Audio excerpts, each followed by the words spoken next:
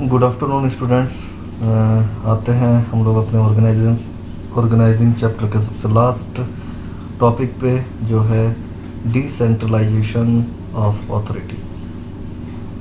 देखो, decentralisation of authority का मतलब क्या होता है कि जो भी पावर्स हैं, ठीक है, उन पावर्स का जो भी डिसीजन मेकिंग पावर्स हैं वो लोअर लेवल तक डिस्पर्स होना। ठीक है, मतलब कि जो आपका टॉप मैनेजमेंट है, टॉप मैनेजमेंट क्या करता है कि उसको अपने कुछ ऑथोरिटीज़ जो है वो मिडल लेवल को देता है, और फिर उसके बाद मिडल लेवल क्या करती है, उस ऑथोरिटीज़ में से कुछ ऑथोरिटीज़ जो है लोअर लेवल को डिस्पर्स करती है। ठीक है ना। तो इस तरीके से जब भी डिसीज़न मेकिंग जो है इसकी पावर्स, ठीक है, जब हम लोग अपने पूरे मैनेजमेंट में टॉप लेवल मैनेजमेंट से मिडल लेवल मैनेजमेंट तक डेलीगेट हो, ठीक है, बांटा जाए, तो वो हमारी डिसेंट्रलाइजेशन कहलाती है। ठीक है। तो अब देखो, फॉर एग्जांपल हम लोग ये कह सकते हैं कि जो ये डिसेंट्रलाइजेशन, देखो हमारा क्या था कि जो डेलीगेशन ऑफ ऑथोरिटी, ठीक है, और डिसेंट्रलाइजेशन ऑफ ऑथोरिटी। आप लोग सोचोगे कि यहाँ पे क्या है कि हम लोग अपने जो एक सुपीरियर जो है अपने ऑथोरिटीज़ को जो है डेलीगेट कर रहा है, मतलब बांट रहा है। ठीक है ना। तो दोनों चीज़ें सेम है, ऐसा नहीं है। Delegation of authority and decentralization of authority, इनमें डिफरेंस है। देखो डिफरेंस क्या है कि जो हमारा डेलीगेशन ऑफ ऑथोरिटी है उसमें क्या होता है कि एक सुपीरियर जस्ट अपने सबऑर्डिनेट के साथ अपने पावर को जो है बांटता है। ठीक है ना। और डिसेंट्रलाइजेशन में क्या है, यहाँ पे जो है हम लोग बांटते ही जाते हैं, मतलब इमीडिएट ज़रूरी नहीं है कि वो ऑथोरिटीज़ इमीडिएट हो। ठीक है ना। जो डिसेंट्रलाइजेशन सॉरी जो हमारी डेलीगेशन ऑफ ऑथोरिटी होती है उसमें हम लोग एक ये कह सकते हैं कि वी मल्टीप्लाई इट बाई 2। ठीक है, डेलीगेशन ऑफ ऑथोरिटी का मतलब होता है। और जो डिसेंट्रलाइजेशन ऑफ ऑथोरिटी होता है we multiply it by many. ठीक है। यहाँ पे डिसेंट्रलाइजेशन में हम लोग जो ऑथोरिटीज़ और रेस्पॉन्सिबिलिटीज़ को डेलीगेट करते हैं वो कई लोगों में जो है डेलीगेट होता है, लेकिन वह हमारे डेलीगेशन ऑफ अथॉरिटी में क्या होता है कि उसमें सिर्फ 2 जन मतलब हम लोग अपने से नीचे वालों को ही बांटते हैं। क्या ये हो गया कि वहाँ पे पार्टीज 2 इन्वॉल्व हैं, लेकिन हमारी जो है डिसेंट्रलाइजेशन ऑफ अथॉरिटी में 2 से ज़्यादा इंक्लूड है। ठीक है ना, पार्टीज।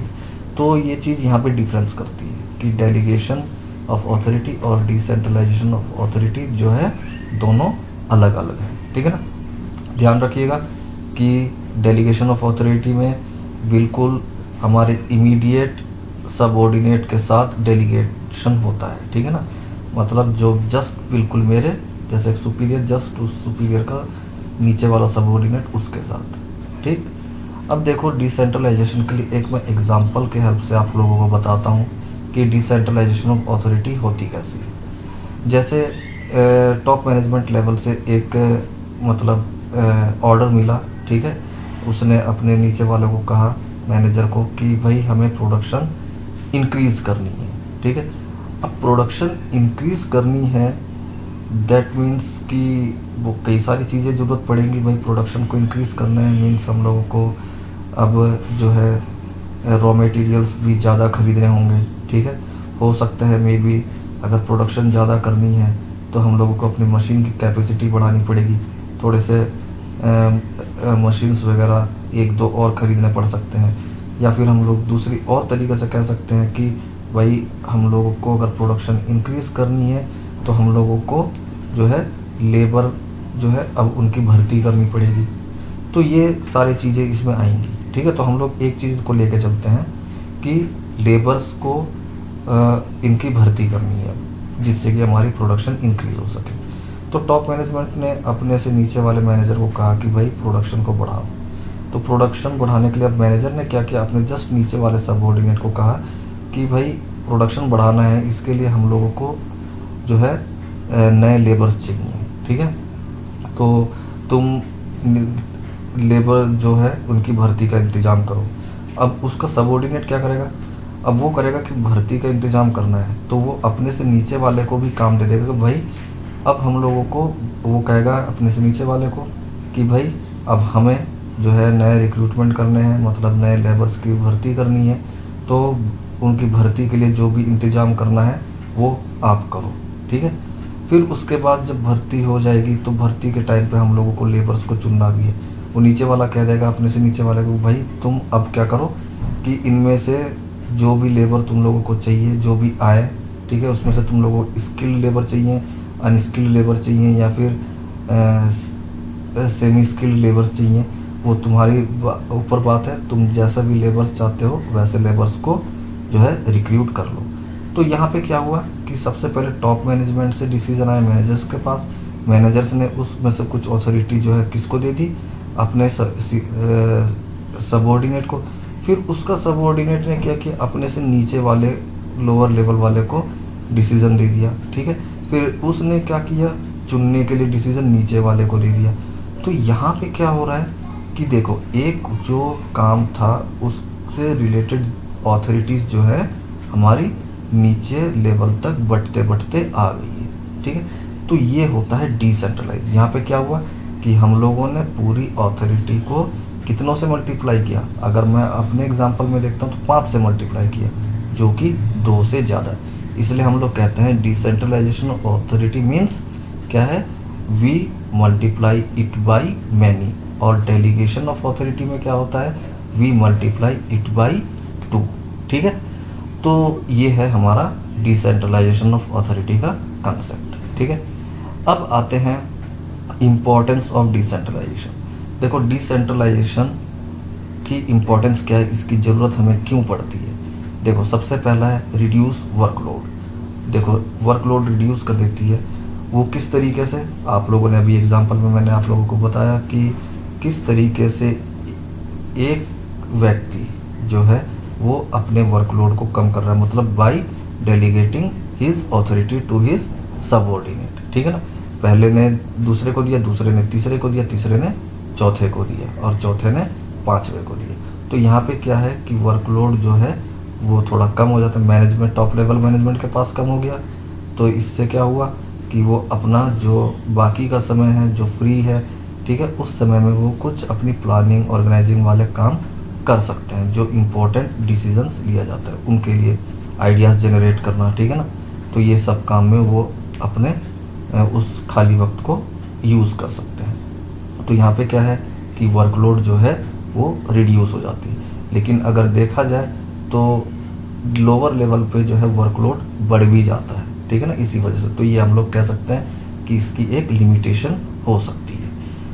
फिर दूसरा है कि prompt decision making. Prompt decision making इसलिए होता है, देखो यहाँ पे डिसीजन जल्दी ले लिया जाता है, क्योंकि अगर किसी एक को उसकी ऑथोरिटी, लेकिन ये भी ध्यान रखें कि ये डिसीजन मेकिंग यहाँ पे प्रॉम्प्ट भी होता है एक तरीके से, और लेट भी होता है, उसका भी एक वजह होती है, ठीक है ना। तो मैं दोनों समझाऊंगा, लेकिन यहाँ पे हम लोग प्रॉम्प्ट डिसीजन मेकिंग है।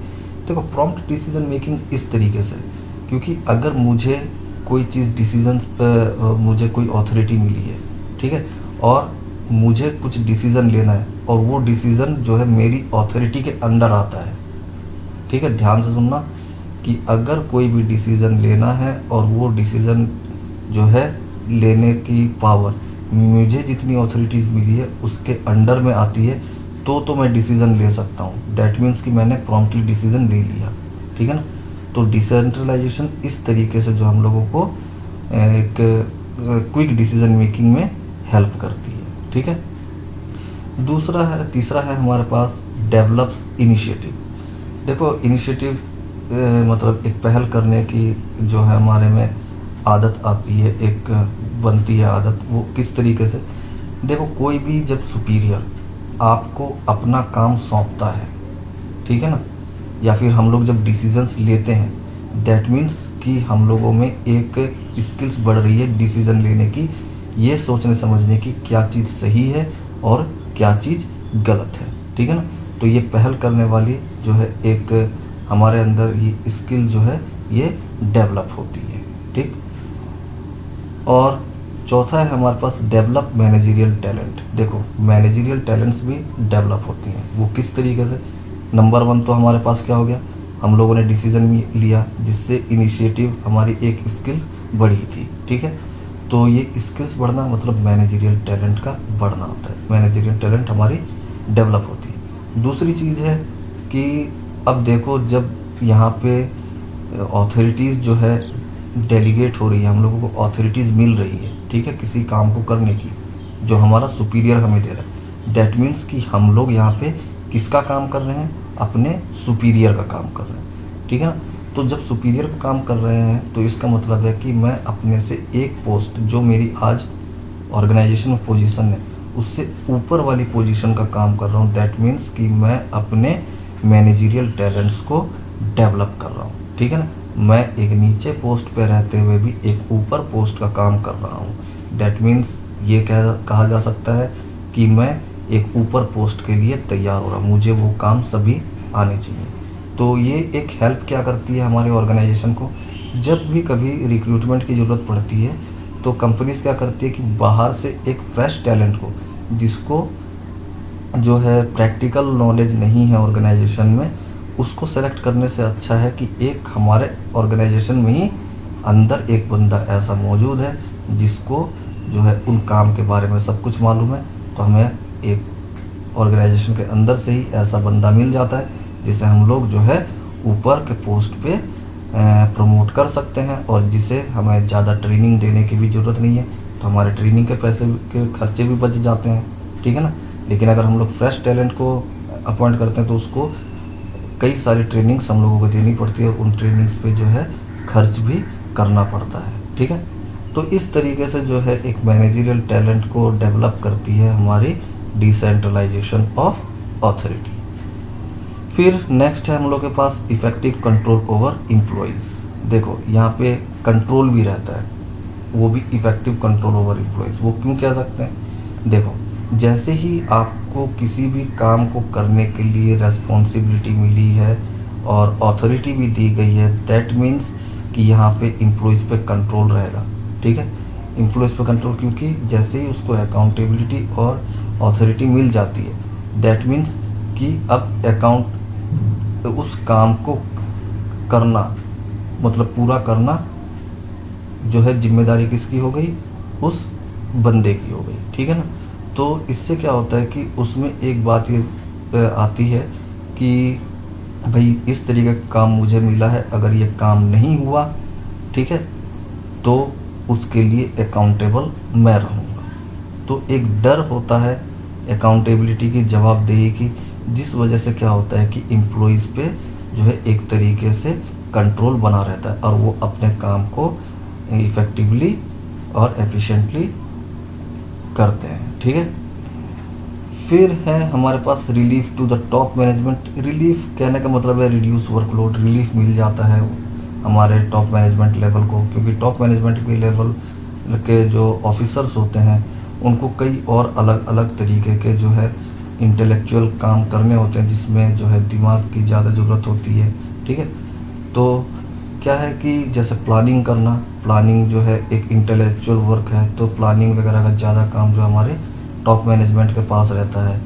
तो इन सब चीज़ों के लिए जो है उनको वक्त मिल जाता है और थोड़ा सा रिलीफ भी मिलता है अपने जो वर्कलोड उनका कम होने से, ठीक है। तो ये कुछ जो है हमारे इम्पोर्टेंस थे डिसेंट्रलाइजेशन के। अब आते हैं हमारे लिमिटेशंस। लिमिटेशंस है डिलेड डिसीजन मेकिंग। देखो मैंने ऊपर बताया था प्रॉम्प्ट डिसीजन मेकिंग जो सेकंड पॉइंट है, अब यहाँ पे लिमिटेशन डिसेंट्रलाइजेशन की दूसरी क्या बन रही है, डिलेड डिसीजन मेकिंग। ये यहाँ पे डिले क्यों हो रहा है, वहाँ पे प्रॉम्प्ट मैंने बताया था और अब बताऊँगा डिले क्यों होगा। देखो डिले इसलिए हो जाता है, कभी कभी कुछ डिसीजंस जो है ऐसे लेने पड़ते हैं जो एक इंडिविजुअल की ऑथोरिटी के बाहर है। जैसे मैंने कहा था कि मैनेजर ने अपने सबऑर्डिनेट को दिया, सबऑर्डिनेट ने अपने से नीचे वाले सबऑर्डिनेट को दिया, ठीक है। तो अब ये जो सबसे नीचे वाला सबऑर्डिनेट है, इसको कुछ डिसीजन लेना है, लेकिन उसको जितनी ऑथोरिटी मिली है उस ऑथोरिटी के अंडर वो पावर्स नहीं आती जो वो डिसीज़न ले सकता है। तो अब उसे क्या करना पड़ेगा कि उस डिसीज़न को लेने के लिए जो है उसे अपने सुपीरियर को बताना पड़ेगा, ठीक है। फिर अगर ऊपर वाले सुपीरियर के पास भी वो डिसीज़न नहीं है तो वो जो है अपने से ऊपर वाले सुपीरियर से को बताएगा कि इस तरीके से दिक्कत आ रही है, बताइए क्या करें। तो यहाँ पे क्या है कि स्केलर चेन फॉलो हो जाता है, ठीक है ना। अब स्केलर चेन की एक लिमिटेशन क्या है कि स्केलर चेन में जो है डिसीजन मेकिंग जो है वो स्केलर चेन के थ्रू फ्लो होगी। तो यहाँ पे थोड़ा सा जो है हम लोग कह सकते हैं कि डिसीजन मेकिंग में थोड़ी देरी हो जाती है, ठीक है ना। तो ध्यान रखना कि ये डिसीजन मेकिंग तभी हो पाती है जब उतनी अथॉरिटी एक इंडिविजुअल के पास हो जिसको डिसीजन लेना है। अगर है तो प्रॉम्प्ट डिसीजन है, अगर उसके पास अथॉरिटी नहीं है तो यहाँ पे डिसीजन लेने में देरी होगी, ठीक है। फिर दूसरा है केयरलेसनेस ऑफ टॉप एग्जीक्यूटिव्स। देखो कभी कभी क्या होता है कि डिसेंट्रलाइजेशन से जो है हमारी जो टॉप एग्जीक्यूटिव्स होते हैं ये थोड़े से केयरलेस हो जाते हैं, ठीक है। वो सोचते हैं कि भाई क्या है, हमने तो काम इनको सौंप दिया, अपना काम अब हो गया फ्री, ठीक है। अब जो भी काम है मेरा सबऑर्डिनेट करेगा, आपको ना हो गया फ्री, आप आराम से बैठो और एसी की हवा खाओ। तो ये वाली कभी कभी भावनाएं जो है हमारे टॉप एग्जीक्यूटिव्स में आ जाती है, ठीक है। जिस वजह से जो क्या है कि कभी कभी हम लोग अपने ऑर्गेनाइजेशन के गोल को अचीव करने में फेल हो जाते हैं, ठीक। फिर है हमारे पास थर्ड, डिफ़िकल्ट इन कोऑर्डिनेशन। देखो कोऑर्डिनेशन में भी इसमें डिफ़िकल्टीज आ जाती है, क्योंकि अगर इस तरीके से जब हम लोग अपने अथॉरिटीज़ को डिसेंट्रलाइज करते हैं, ठीक है ना, तो उसमें कभी कभी डिसीजंस इस तरीके से ले लिए जाते हैं कि वो दूसरे फंक्शंस के साथ, ठीक है, या फिर दूसरे डिपार्टमेंट्स के साथ जो है कोऑर्डिनेट नहीं हो पाता है। तो इस वजह से हम लोग यहाँ पे कह सकते हैं कि कभी कभी क्या होता है कि डिसेंट्रलाइजेशन की वजह से जो है दूसरे वर्क्स के बीचों में, मतलब जो अलग अलग काम होते हैं या फिर अलग अलग डिपार्टमेंट्स हैं, ठीक है, उनमें कोऑर्डिनेशन को मेंटेन करना थोड़ा सा मुश्किल हो जाता है, ठीक। तो ये था हमारा ऑर्गेनाइजेशन का सबसे लास्ट टॉपिक और अब ये ख़त्म हो चुका है। अब हम नेक्स्ट चैप्टर शुरू करेंगे अपना स्टाफिंग, ठीक है। तो आज के लिए इतना ही। Okay, thank you.